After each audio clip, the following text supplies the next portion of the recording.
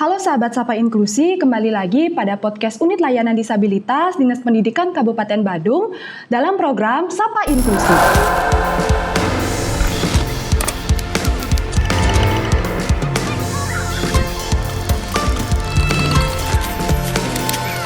Sapa Inklusi.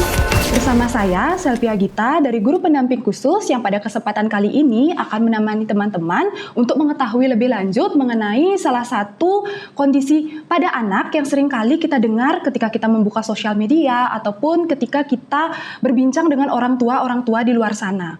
Nah, teman-teman, di sini tentu saya tidak sendiri. Di sini saya ditemani oleh salah satu narasumber dari Unit Layanan Disabilitas Badung juga yang merupakan tenaga ahli psikolog begitu. Nah, sebelum kita lanjut, kita perkenalan dulu kali ya bersama narasumbernya gitu. Oke, Kak Santi. Halo Kak Santi. Halo Selvi. Oke, mungkin Kak Santi bisa perkenalan terlebih dahulu ya supaya teman-teman tahu sebenarnya nih Kak Santi itu siapa sih di unit layanan disabilitas begitu. Baik, perkenalkan nama saya Niputu Santika Dewi, biasa dipanggil Santika atau Santi. Saya telah bekerja sebagai tenaga ahli psikolog di Disdikpora Kabupaten Badung kurang lebih selama setahun di bidang PAUD. Seperti itu, Selvi. Oke, mungkin teman-teman biar teman-teman lebih tahu lagi ya. Jadi kalau misalnya dari teman-teman yang bekerja di PAUD gitu, kalau pas menonton podcast ini dan perlu nih untuk asesmen dan lain sebagainya, berarti bisa menghubungi Kak Santi begitu ya? Ya betul, nanti ada misalnya dari sekolah, rekan guru-guru yang kebingungan nih, sepertinya ada anak yang akan mengarah nih ke, istilahnya kita bilang ke anak berkebutuhan khusus, seperti itu, dan guru-guru kebingungan, boleh langsung bersurat ke Disdikpora, ke bidang PAUD. Nanti biasanya yang akan turun ke lapangan adalah saya bersama Kak Arika, seperti itu. Begitu. Oke, informasinya penting banget ya teman-teman. Jadi perlu diingat juga gitu supaya nanti ketika misalnya bersurat gitu tidak salah, bersuratnya harus ke siapa dan psikolog siapa yang akan turun ke lapangan begitu.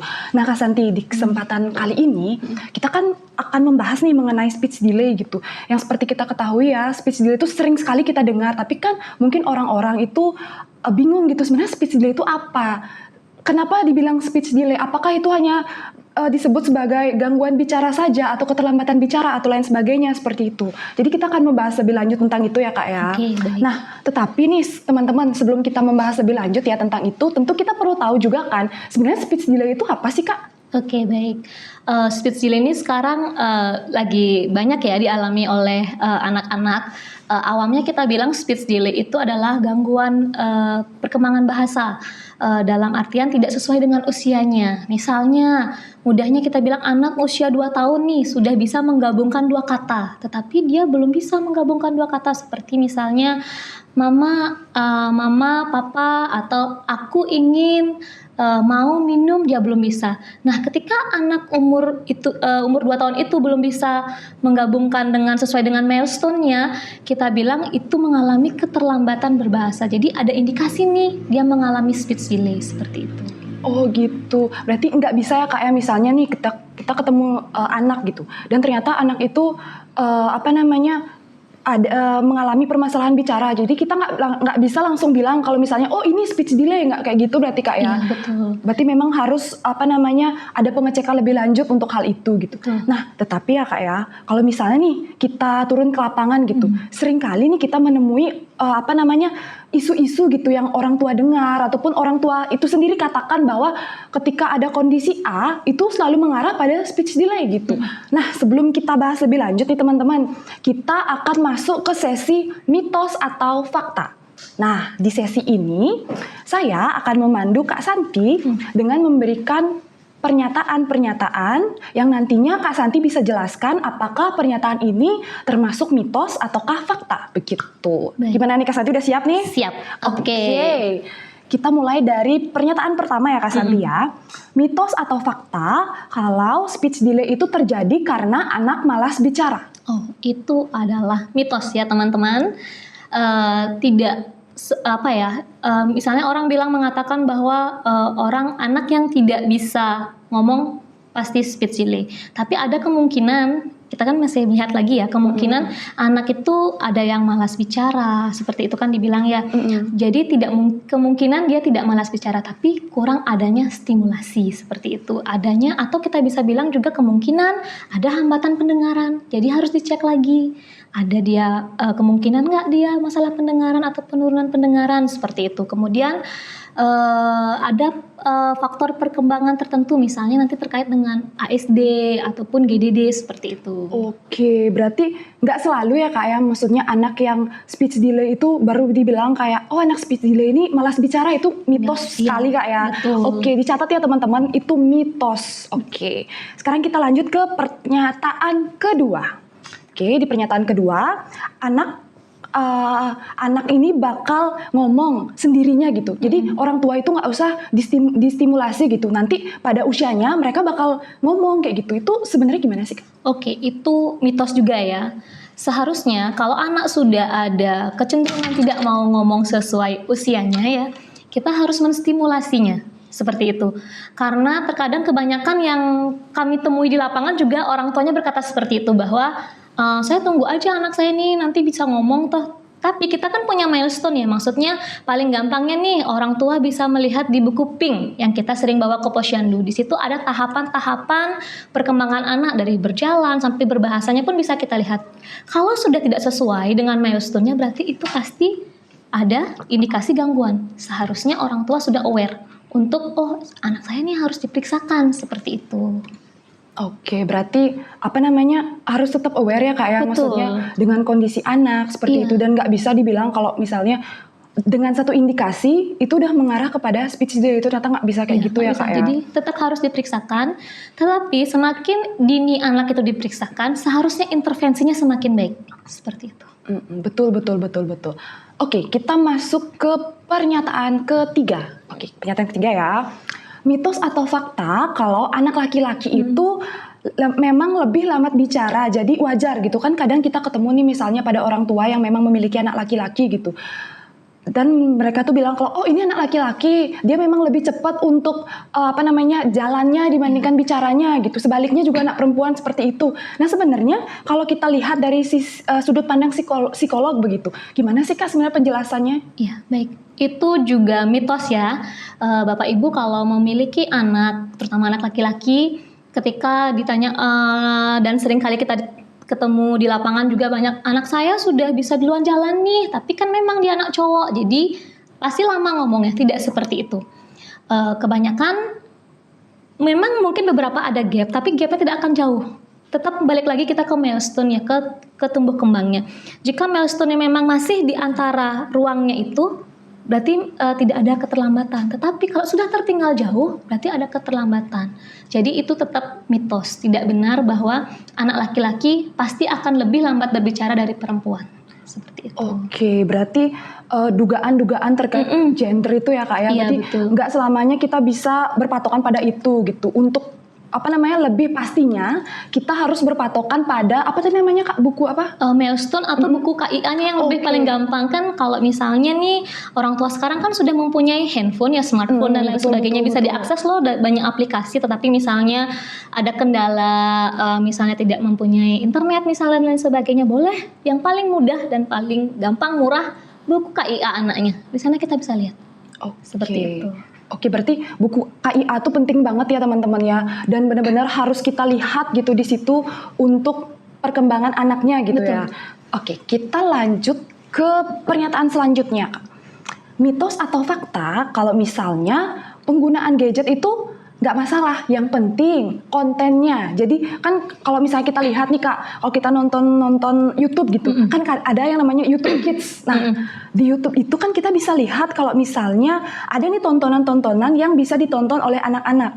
Sebenarnya kalau misalnya kita lihat juga dari sudut pandang psikolog gitu, sebenarnya ada nggak sih pengaruhnya anak menonton gadget, terus juga jenis tontonannya terhadap kemungkinan anak mengalami speech delay seperti itu? Oke, yang seperti tadi Selvi katakan ya, benar nggak sih kalau anak-anak kita diberikan tontonan yang edukatif, dia tidak akan menjadi speech delay? Itu mitos. Oke. Kalaupun tontonannya edukatif, tetapi dengan jam yang sangat panjang, yang tidak dibatasi, secara penelitian pun menunjukkan bahwa ada kecenderungan perkembangan bahasanya tidak berkembang dengan baik, tidak seusianya. Karena dari segi penelitian juga, kalau memberikan tontonan itu pada anak di bawah 2 tahun itu sebaiknya tidak diberikan screen time. Bahkan waktunya pun sangat dibatasi ketika anaknya di atas 2 tahun, sejam lah sehari seperti itu. Karena kalaupun anak-anak menonton misalnya seperti tadi YouTube, walaupun YouTube-nya edukatif nih, saya nggak memberikan tontonan yang kekerasan, nggak memberikan misalnya kayak tungtung sahur dan lain sebagainya. Betul. Tetapi balik lagi ya, gadget atau screen time itu adalah satu arah. Sedangkan anak perlu stimulasi dua arah. Ya, Dua arah betul. ya dengan interaksi sosial bersama orang-orang sehingga memunculkan perkembangan bahasa yang baik seperti itu. Betul. Oke. Berarti itu yang kita lihat ketika misalnya kita membahas gadget itu lebih ke pertama durasinya Kak ya. Betul. Durasi dan juga usia anak. Iya. Di usia berapa anak itu pada akhirnya sudah siap untuk diberikan gadget begitu ya. Berarti memang yang harus belajar banget ini balik lagi ke orang tua. Betul. Begitu ya Kak Iya. ya. Oke, kita lanjut lagi ke pernyataan selanjutnya. Pernyataan selanjutnya, mitos atau fakta, kalau anak itu bisa menyebutkan huruf, angka, ataupun bernyanyi, itu berarti anak ini nggak speech delay begitu. Iya. Gimana nih Kak? Itu mitos ya, agar orang tua juga mengetahui bahwa kalau biasanya nih di tempat-tempat praktek nih sering orang tua, Bu, anak saya udah pinter nih nyanyi, bisa menyebutkan A, B, C kayak gitu. Itu bukan berbahasa namanya, itu meniru, coping kita bilang, itu adalah perilaku coping. Sering kali kita ketemui pada anak yang autis. Anak autis itu kan bahasa sosialnya tidak ada ya seperti itu, tapi dia lebih mau mengcopy. Tapi orang tua menganggap itu sudah bisa berbicara, bukan delay dalam berbahasa seperti itu. Jadi biar orang tua tidak menganggap bahwa perilaku meniru itu bahwa dia sudah bisa berbicara, sedangkan yang kita butuhkan adalah komunikasi dua arah berbahasa, yaitu berarti adanya interaksi yang bisa saling seperti kita berdua nih saling tektokan, interaksi dua arah seperti itu. Sedangkan menyanyi, dia mengatakan A, B, C, angka 1, 2, 3 itu kan satu arah, lebih ke memang itu meniru seperti itu. Berarti kalau misalnya bernyanyi ataupun misalnya menirukan gitu ya, itu lebih ke proses berpikirnya Kak ya, ingatannya begitu ya. Jadi bukan anak itu berpikir untuk bicara dua arahnya begitu ya. Oke Kak. Nah, selanjutnya kita masuk ke pernyataan selanjutnya, yakni anak kalau misalnya udah ngerti perintah Kak, berarti dia nggak mungkin speech delay. Misalnya kita bilang nama anaknya Doni gitu, Doni ambil tas mama gitu, dia udah ngerti, tapi di posisi itu anaknya belum bisa bicara. Itu sebenarnya udah ngarah ke speech delay atau sebenarnya gimana nih Kak? Kadang-kadang orang tua yang berpikir seperti anak saya sudah tahu perintah nih, ketika diperintah ambil dong HP mama, dia mau ambil tapi tidak ngomong. Berarti anak saya masih bisa dong? Iya bisa, tetapi itu sudah terindikasi keterlambatan dalam berbicara, tapi yang kita bilang ekspresif namanya seperti itu. Kalau dia reseptif, maksudnya artiannya dia bisa mampu memahami suatu instruksi, reseptifnya ada, tapi ekspresifnya untuk mengungkapkan iya ma, iya pak, kamu ambil ya, oke. Dia nggak mau mengucapkan, tapi dia tahu perintah, berarti memang ada. Maksud saya mengarah ke speech delay yang ekspresif seperti itu. Berarti jadinya kalau misalnya kita hanya meminta anak untuk melakukan sesuatu tanpa kita minta dia untuk menjawab atau memberikan komentar atas apa yang kita berikan, itu bisa mengarah ke situ ya Kak ya. Berarti kita harus tetap meminta anak untuk menjawab gitu ya Kak ya. Iya, ajarkan dia ketika kita melakukan perintah, misalnya dia belum agak lambat-lambat sudah berbicara nih, boleh kita stimulasi untuk ambilkan HP mama misalnya seperti itu. Dia nggak jawab, dia ambil. Bilang ya, ayo ucapkan ya, walaupun nanti pasti akan tetap harus minta bantuan profesional ya untuk mengecek lebih lanjut. Tapi tetap kita harus ajarkan dia untuk mampu menjawab seperti itu. Itu berarti bisa kita masukkan ke dalam stimulasi yang bisa dilakukan oleh orang tua di rumah gitu ya Kak ya. Betul. Nah selanjutnya Kak, mitos atau fakta, kalau misalnya terlalu banyak bahasa, itu akan membuat anak menjadi bingung dan menyebabkan speech delay. Seperti contohnya nih, sekarang kan misalnya kita balik lagi ya Kak ya ke tontonan. Itu kan kadang ada tontonan yang berbahasa Inggris. Sedangkan di rumah mungkin dia menggunakan bahasa ibu atau bahasa Indonesia. Dan ketika misalnya dia bicara dengan orang tuanya menggunakan bahasa Indonesia. Tetapi bicara dengan kakeknya atau neneknya, dia menggunakan bahasa ibu atau bahasa Bali seperti itu. Nah itu sebenarnya bisa nggak ya Kak menjadi salah satu pemicu anak ini menjadi speech delay seperti itu? Kalau untuk, kan banyak nih orang-orang tua yang worry ya, maksudnya betul. Kalau anakku diajarin 2 bahasa, 3 bahasa pasti akan mengalami speech delay seperti itu. Itu mitos. bagi anak-anak yang memang tidak ada hambatan atau tidak ada keterlambatan dalam berbicara, hal itu tidak akan terjadi. Tetapi jika memang dari awal nih sudah ada keterlambatan dalam perkembangan bahasa, tapi tetap dipaksakan menggunakan 3 bahasa, 2 bahasa, itu akan jadi kebingungan ke anak. Seperti itu. Jadi mohon berhati-hati kepada orang tua yang menggunakan 2 bahasa, dilihat-lihat lagi anaknya apakah mengalami keterlambatan atau tidak dalam berbicara. Kalau mengalami keterlambatan, sebaiknya menggunakan 1 bahasa saja. Bahasa apa? Kalau saya sih lebih menyarankan bahasa Indonesia. Karena apa? Karena di sekolah anak-anak akan menggunakan bahasa Indonesia. Ketika anak-anak kita sudah lebih ajaklah berbahasa lebih seperti dewasa itu gitu ya. usianya ya. Ya lebih maksudnya bahasanya sudah mulai aman nih, sudah tidak kebingungan dalam berbahasa, silahkan boleh diajarkan nanti bahasa Inggris, bahasa Bali dan lain sebagainya. Oke, berarti dalam mengajarkan bahasa ini juga menjadi salah satu pengaruh anak mengalami speech delay ya Kak ya. Berarti yang perlu orang tua pahami adalah sebelum mengajarkan bahasa kedua ataupun bahasa ketiga, itu dipastikan dulu anaknya untuk sudah bisa dan ajak menggunakan bahasa yang bahasa pokok yang digunakan di rumah seperti itu ya Kak ya. Oke, itu juga bisa nantinya membantu anak ketika misalnya berkomunikasi dengan teman ya Kak ya, tentunya ya di sekolah ya. Betul sekali. Nah, tadi kan kita membahas nih Kak mengenai mitos dan fakta. Oke, sekarang kita akan masuk ke bahasan yang lebih kompleks nih Kak mengenai tanda-tanda speech delay. Tadi sebenarnya Kak Santi sudah secara tidak langsung ya menjelaskan gitu sebenarnya tanda-tanda speech delay itu apa aja.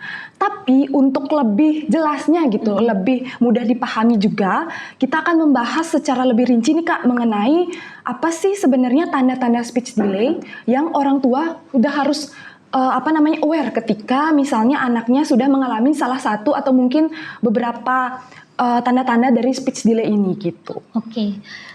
Bagi papa mama ya, orang tua di rumah yang mempunyai mungkin putra putri yang bisa kita pakai acuan atau nanti misalnya red flags ya kita bilangnya, yang bisa kita gunakan dari lahir pun sudah bisa kita tahu. Maksudnya ketika reseptifnya, misalnya ada benda keras yang jatuh. Kalau pada bayi yang baru lahir atau mungkin sampai 3 bulan tuh suatu benda yang jatuhnya keras, misalnya tuh penteng yang suaranya keras lah kita anggap seperti itu, pasti kita akan kaget kan. Kita orang dewasa aja kaget, anak-anak kaget kan pasti si bayi ini. Nah, ketika bayi kita tidak kaget, kita harus aware. Kalau kita bahasa Balinya bilang tangar ya, seperti itu ya. Kenapa nih anakku kok nggak kaget ya, seperti itu. Jadi apakah mungkin nanti ada gangguan pendengaran dan lain sebagainya. Terus ekspresifnya apa? Dia menangis. Kan kalau dia lapar, dia akan menangis. Kalau sampai bayi kita nggak menangis juga akan ada sesuatu nih pasti seperti itu. Jadi harus cepat diperiksakan. Terus pada usia 3 bulan, ekspresifnya apa? Ketika dia sudah diajak ngomong, dia mau bilang kayak kuing tuh loh, adek cantik ya, yang kayak gitu sudah mulai keluar-keluar yang seperti itu. Dan kalau dia sudah mendengar suara, dia akan menoleh ke sumber suara misalnya, kemana sumber suaranya itu aman. Kalau yang sampai dia nggak ada noleh dan lain sebagainya, harusnya kita sudah mulai waspada nih, warning nih, kenapa nih anakku seperti itu. Nah, ketika di usia 6 sampai 9 bulan, dia akan lebih cepat kalau dipanggil nama, sudah mau noleh. Makanya penting bagi orang tua di rumah sudah membiasakan memanggil nama anaknya. Seperti itu, jangan jangan seperti itu. Ataupun malahan namanya beda-beda. Banyak punya nama dia di rumahnya, ini dipanggil ini, nanti dia bingung misalnya seperti itu. Coba cukup 1 nama aja siapa, seperti itu. Ya kalaupun yang satu bilang Putu, yang satu bilang namanya yang ini, bilang ini, tapi yang mana yang pastinya mau dipanggil seperti itu. Kemudian dia sudah bisa bermain cilukba seperti itu, sudah bisa kalau kita dada dia sudah bisa merespon, terus sudah mulai keluar tata dada yang seperti itu, babbling lah seperti itu kita bilangnya ya. Nah, pada lebih lanjut lagi di usia 1 tahun dia sudah bisa nih mengikuti perintah yang ringan, dia sudah mau nih mengerti instruksi, kalau kita perintahkan dia sudah mau seperti itu. Kemudian muncul satu kata yang berarti seperti mama, papa, sudah ada. Kalau tidak ada bagaimana? Ya kita lihat lagi apakah itu kemungkinan ada keterlambatan atau tidak seperti itu. Jadi dari sanalah kita belajar ya Bapak Ibu seperti itu. Pada usia 15 bulan sudah bisa nih kalau ditunjuk anggota tubuh, misalnya adek mana hidung? Ya udah bisa nih tunjuk hidung, mana kuping, dia mau nunjuk seperti itu. Kalau nggak mau nunjuk gimana? Oh sudah, kita seharusnya sudah warning. Kan ada beberapa anak yang kalau dipanggil nggak mau noleh, kalau nunjuk disuruh nunjuk mana hidung, dia diam aja.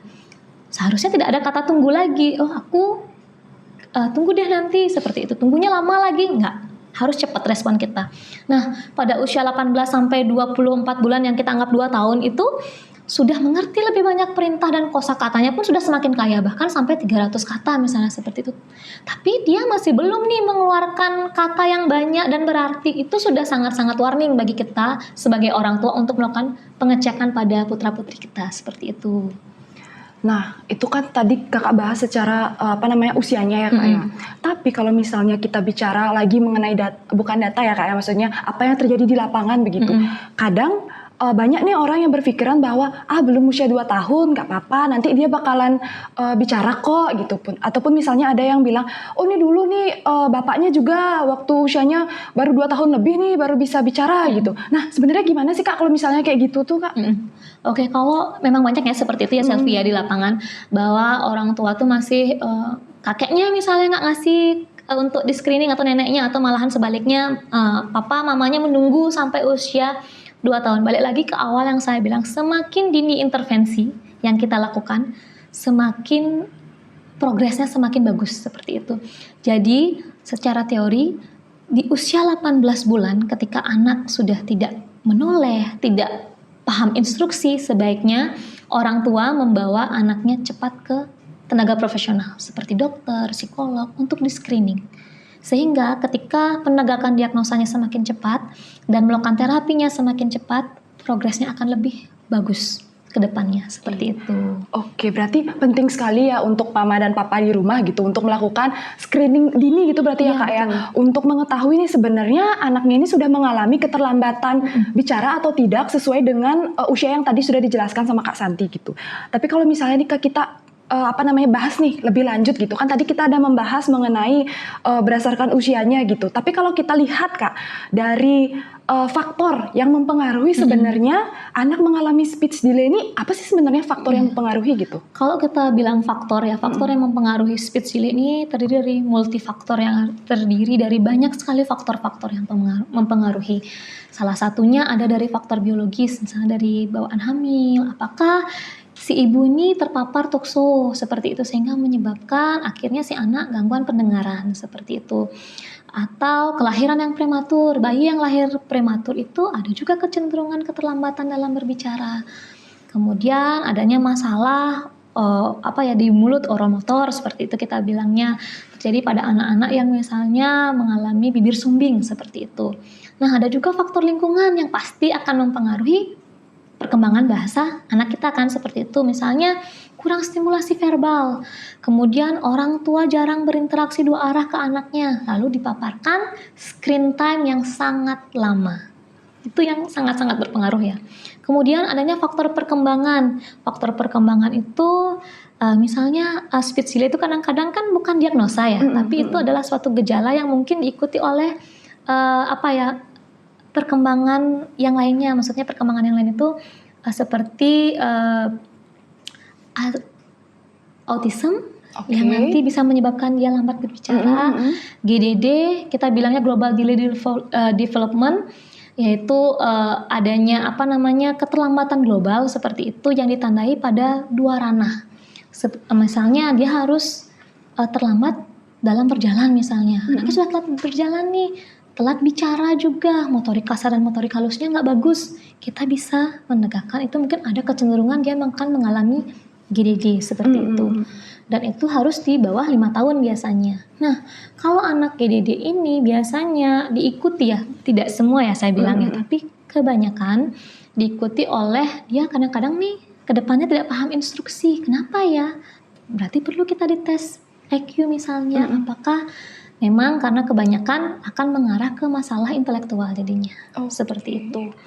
Nah, yang tadi saya lupa tadi sebutkan, misalnya kenapa sih autism dibilang juga mengalami speech delay ya, karena kan tadi balik lagi autism itu ranahnya yang kita bilang bisa sebutkan anak itu autism atau tidak, apakah dia terjadi keterlambatan dalam berbahasa dan sosial, interaksi sosialnya. Kemudian ada gerakan repetitifnya enggak, sama ada perilaku minat yang terbatas seperti itu. Jadi kalau sudah seperti itu dia secara bahasa sosialnya nggak bagus, seperti itu interaksi sosialnya nggak ada, adanya gerakan repetitif, flapping, terus minatnya terbatas, itu bisa kita mungkin ini anak nih ada kecenderungan nih mengarah ke autism seperti itu.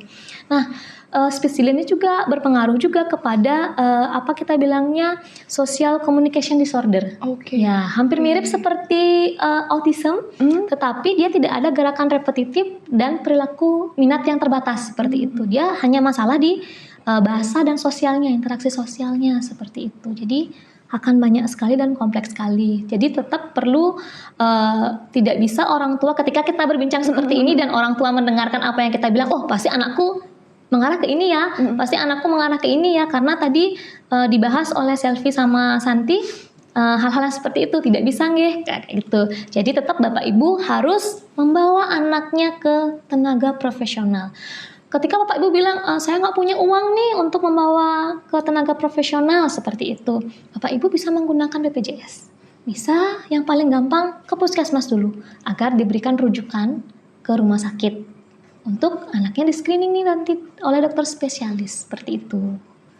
Oke, berarti ini ya Kak ya, apa sih namanya, kompleks juga ya Kak ya mengenai speech delay ini ya. Terus juga bisa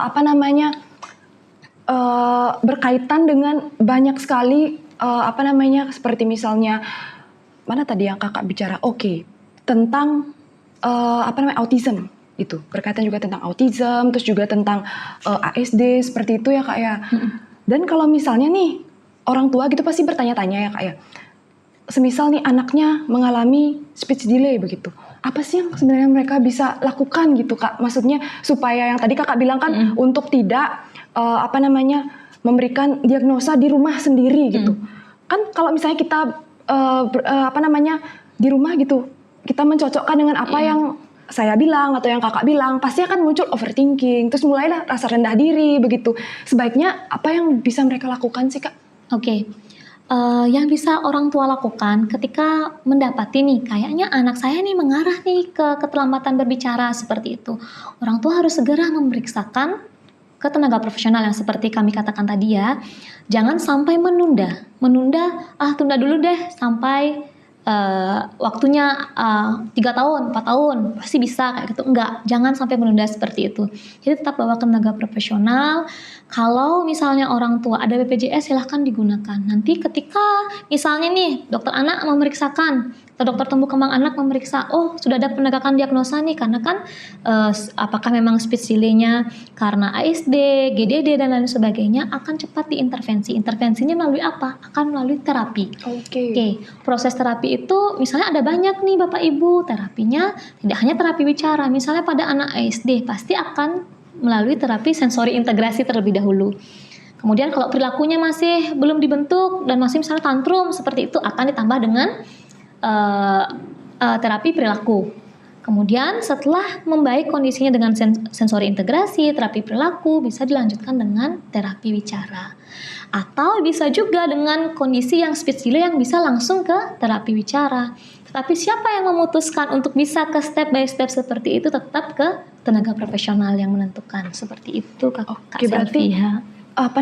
Kita tetap berpatokan pada tenaga profesional ya kak ya. Kita nggak bisa melakukan diagnosis sendiri. Yang bisa kita lakukan adalah deteksi dini dengan informasi yang sudah kakak jelaskan tadi begitu. Tapi nih kak, semisalnya orang tua ini pada akhirnya tetap tidak melakukan pemeriksaan begitu, dengan harapan bahwa nggak apa-apa deh distimulasi di rumah aja, nanti pasti bakalan bisa kekejar gitu. Balik lagi nih dengan yang sudah saya sebutkan tadi, oh memang nih orang tuanya juga emang lambat atau gimana gitu. Apa sih sebenarnya dampaknya yang bisa terjadi pada anak ketika tidak mendapatkan penanganan yang tepat begitu? Oke, jika orang tua tidak memberikan penanganan yang tepat ya secara tepat misalnya, karena orang tua kan tidak tahu diagnosanya apa. Alih-alih kita ingin agar cepat progresnya bisa jadi lebih lambat.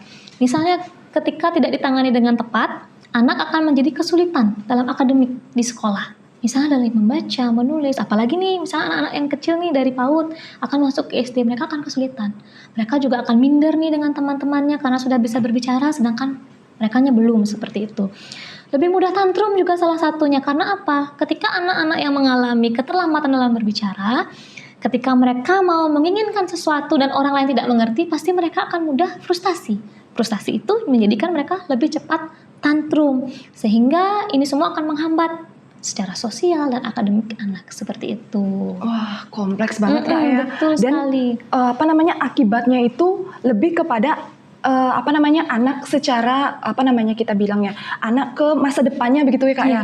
Lebih karena kan nantinya yang membawa itu kan anak ya. Jadi ketika dia tidak bisa berbicara dengan jelas ataupun memiliki kemampuan yang lebih lambat dari teman-temannya yang menanggung gitu. Anak gitu ya Kak ya. Betul sekali. Anak gitu. Jadinya akan mulai nih muncul permasalahan-permasalahan lain akibat dari orang tua yang tidak memeriksakan kondisi anaknya secara cepat gitu Kak ya. Betul sekali. Nah, tapi kalau misalnya nih Kak, kita bicara dalam konteks sekolah gitu, misalnya kita bicara tentang gimana sih sebenarnya speech delay ini dipandang dalam konteks pendidikan inklusi gitu. Apalagi sekarang nih Kak, pendidikan inklusi itu lagi gencar-gencarnya ya Kak ya. Dari sudut pandang psikolog gimana Kak? Oke.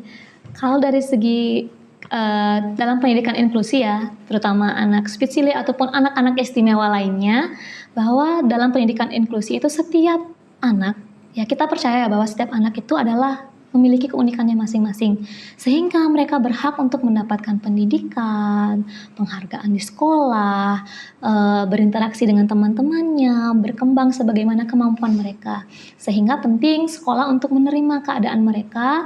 Kemudian apalagi dengan anak yang dengan di kondisi speech delay-nya sudah dari kanak-kanak dan mau dimasukkan ke PAUD. Nah, di sanalah mereka lebih akan banyak berinteraksi nih dengan teman-teman seusianya dia, sehingga lebih harapan kita, juga harapan mungkin orang tuanya lebih memperkaya kemampuan berbahasanya. Dari sana mereka belajar untuk meniru temannya dan lain sebagainya.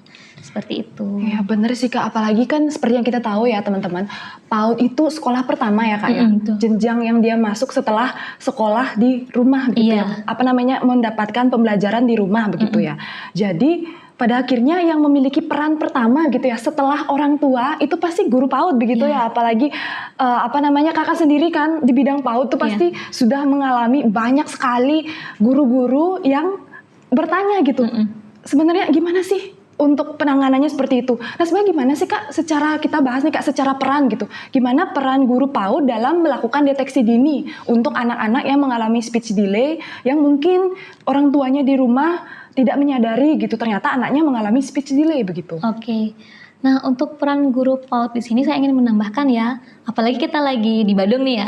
Di Badung ini sangat concern sekali untuk pendidikan inklusi. Apalagi guru-guru PAUD, bukan hanya guru-guru PAUD ya, tapi guru dari bidang PAUD sampai bidang SMP selalu dibekali dengan diklat-diklat tentang pendidikan inklusi. Seharusnya nih ya, pada guru-guru yang terutama di guru-guru Kabupaten Badung lebih aware untuk masalah mendeteksi dini anak-anak speech delay.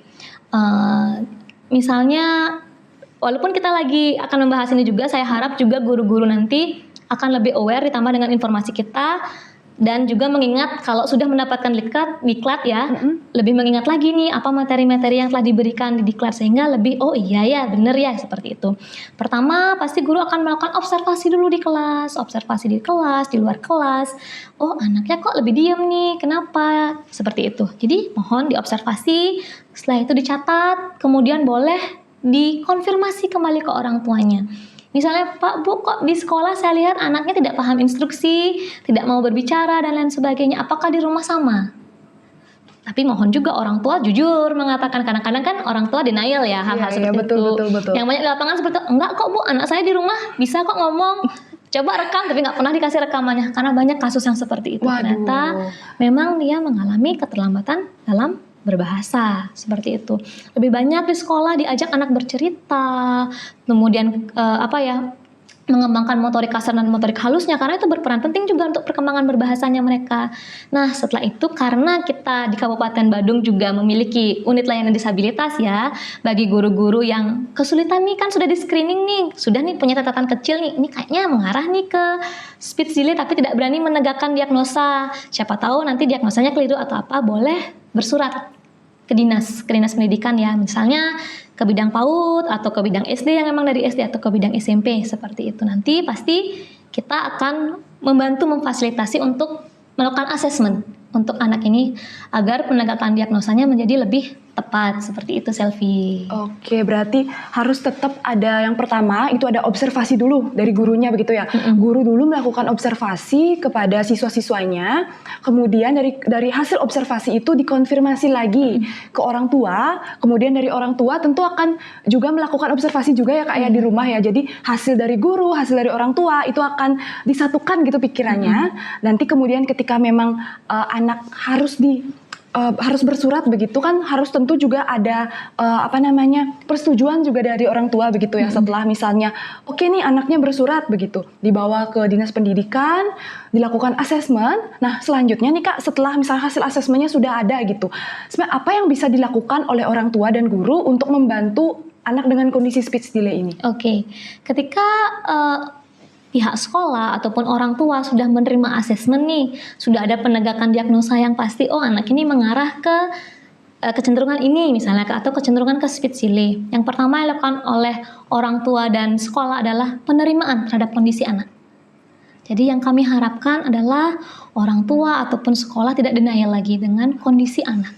Ketika orang tua dan sekolah sudah menerima apapun bentuk kondisi anak, kekhususan anak, intervensi-intervensi yang akan diberikan akan jauh lebih mudah, lebih gampang seperti itu Selvi. Karena kalau orang tua ataupun guru di sekolah tidak menerima nih kondisi anaknya, itu akan susah sekali.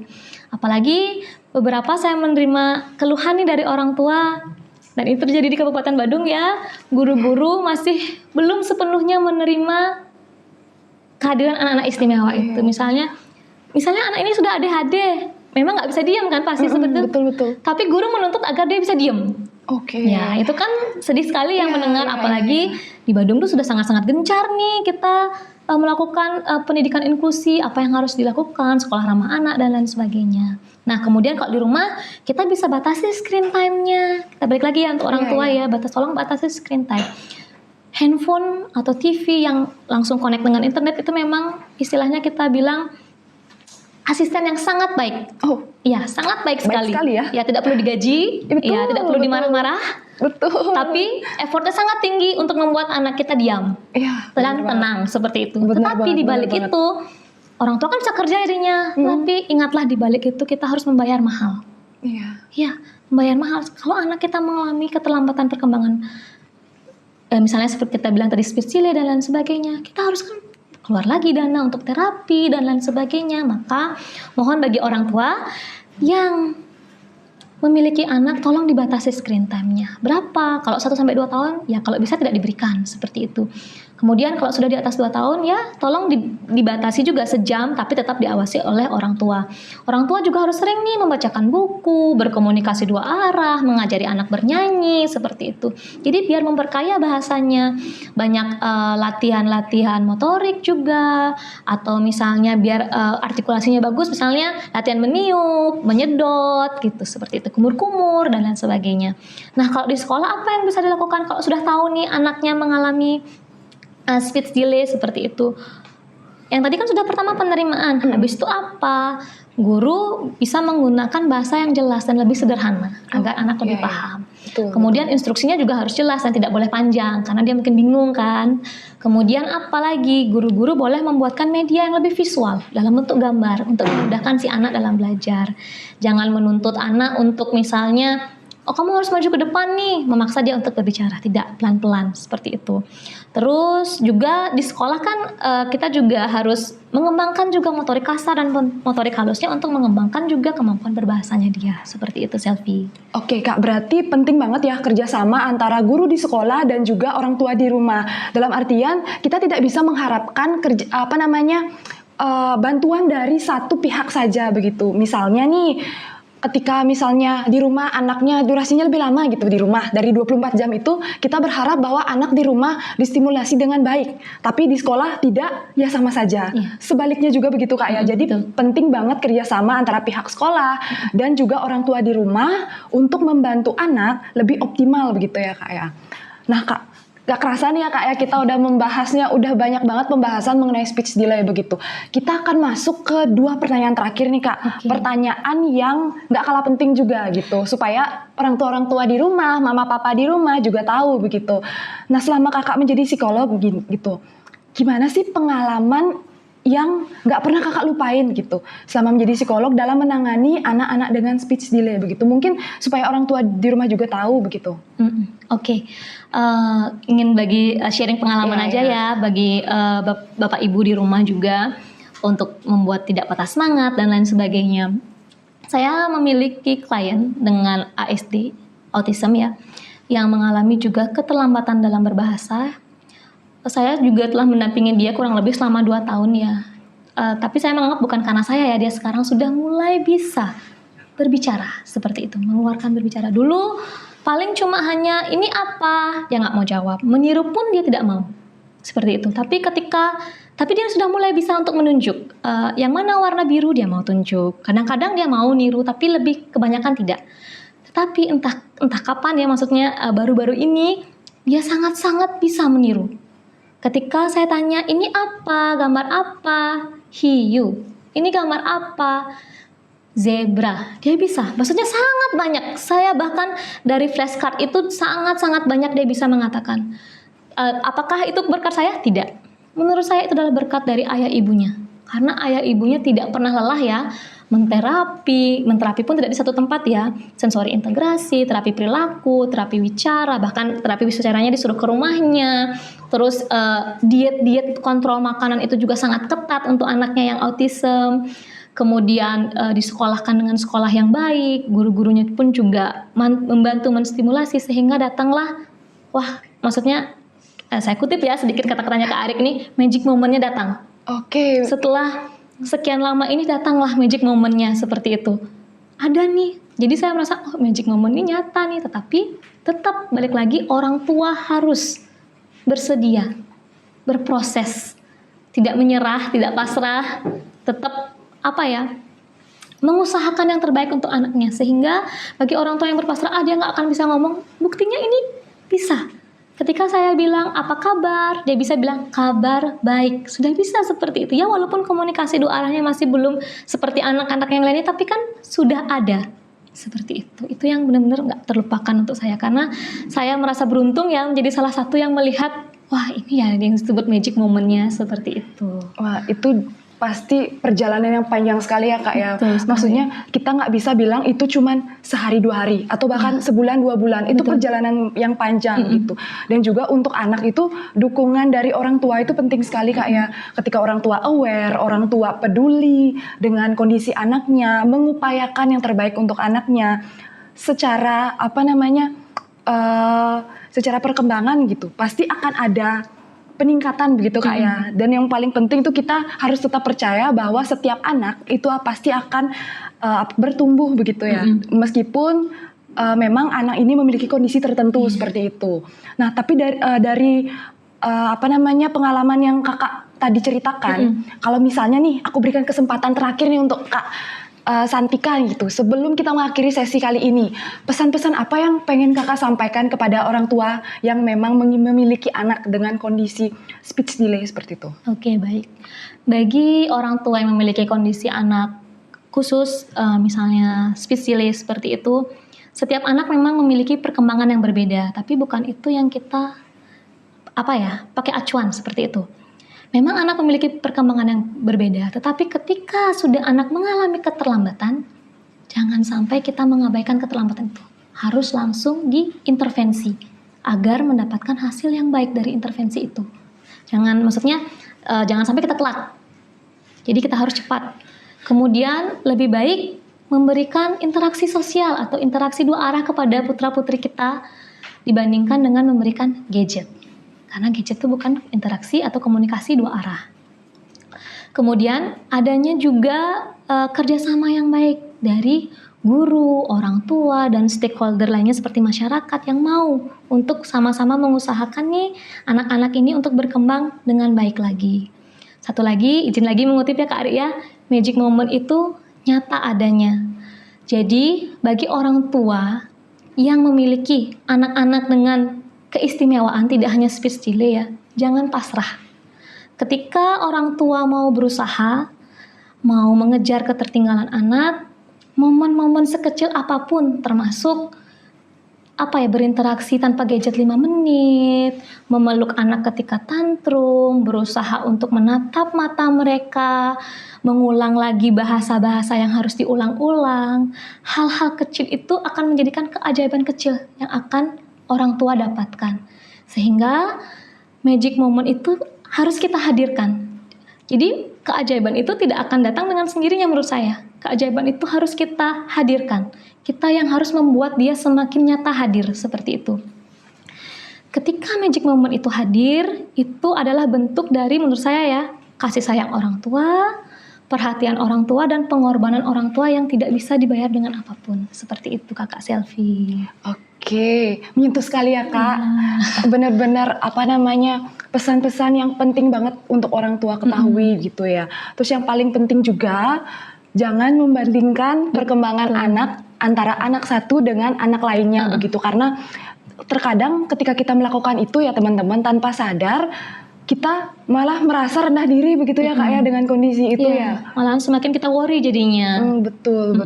Padahal kita sebagai orang dewasa saja tidak senang kan dibanding-bandingkan. Kenapa kita harus membandingkan anak kita dengan anak orang lain? Tapi tetap ya Bapak Ibu, tetap acuan kita tetap di milestone-nya dia juga. Kalau memang sudah jauh sekali keluar, ya memang kita harus worry dengan itu dan harus cepat diatasi seperti itu.